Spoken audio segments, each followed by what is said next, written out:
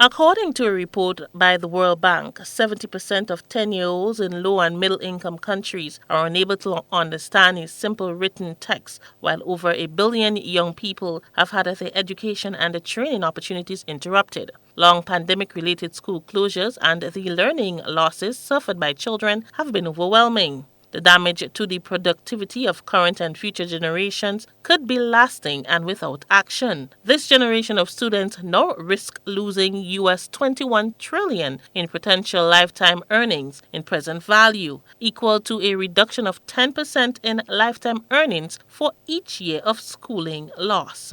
World Bank President David Malpass says that leaders have an economic and moral imperative to improve education system around the world. We're here today because this truly is a crisis, a learning crisis. So we want to talk about both the crisis and the solutions. One thing, as I think about it, the costs are gigantic: economic, health, and moral imperative to improve the education systems around the world. COVID has struck a hard blow, and what we are trying to do is set the principles for getting people back in school, having them funded, create foundational learning experiences that actually can carry the children forward into the future.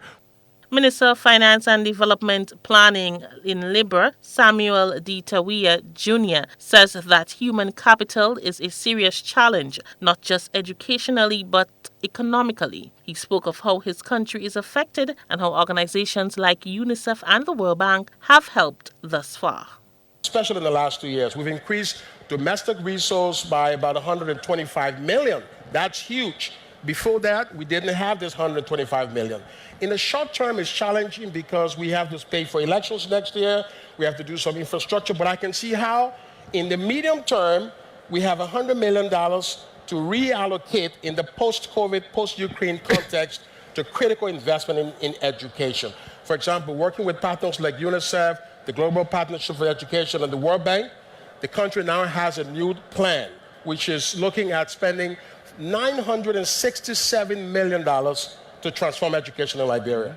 The president and CEO of Teach Your World Foundation outlined one of the projects that were launched by his organization to tackle educational crisis. Actually, a model called the Digital Micro School, where we'll go into an area that has a lot of out-of-school children, potentially a slum, could be a refugee camp, could be a remote Himalayan outpost, and basically we'd get a room, get 25 tablets, and we end up basically teaching them in a digital mode.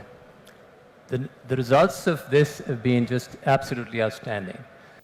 Catherine Russell, Executive Director of UNICEF, says the key to transforming education is political commitment. Then we have to assess where they are. And if you think about it, you were 10 years old when COVID hit. You're out of school for 1 year, maybe 2 years.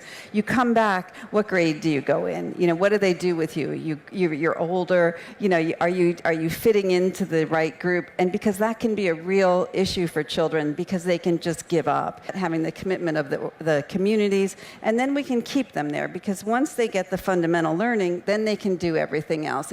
The four panelists were speaking at the annual general meeting of the World Bank on October 12th. For GBN News, I am Rena Pett Thomas reporting.